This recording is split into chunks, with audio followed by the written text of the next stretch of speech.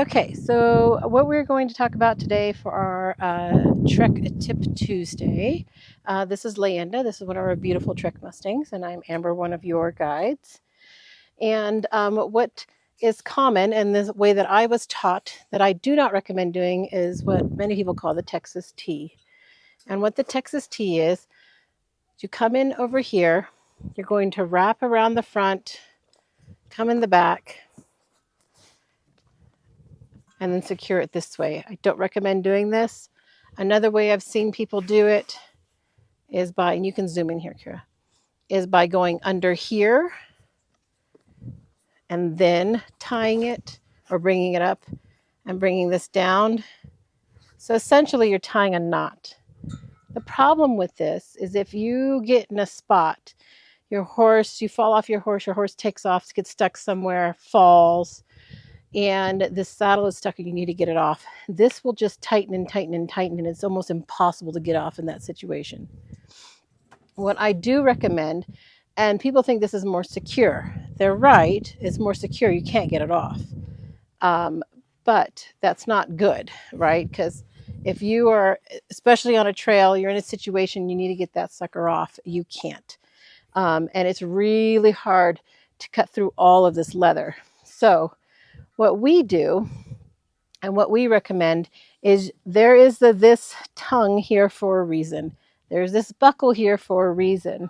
And we use that. So go ahead and just do it like any other buckle. And you're going to pull this here and pull it tight. See how it's tight there? So it's snug up against here. Now, this is not snug on her because I never cinch a horse tight while they're tied. We just cinch it tight enough for them, for the saddle to stay, and then we tighten it a little bit more before we get on. And they've walked around a little bit. So the way to secure, you now have this loose line. The way to secure it is with this keeper here.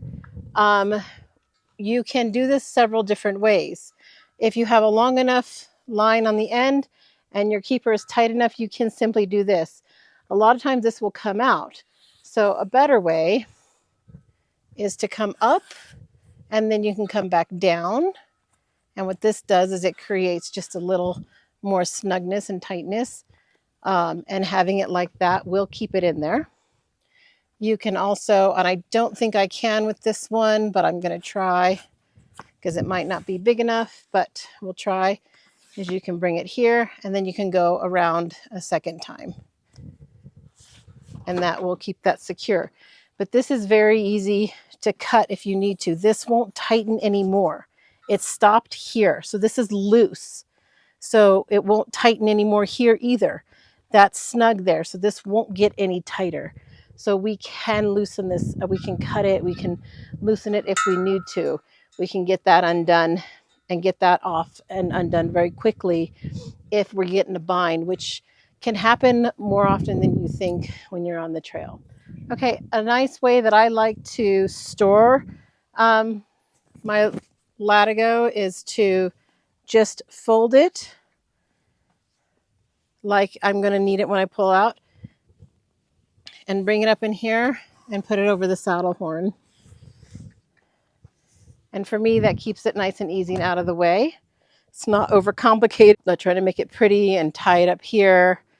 Overcomplicates it. So then when I go to grab my cinch, all I have to do is take this off and I can literally just feed my cinch through like that, and it never has to touch the ground.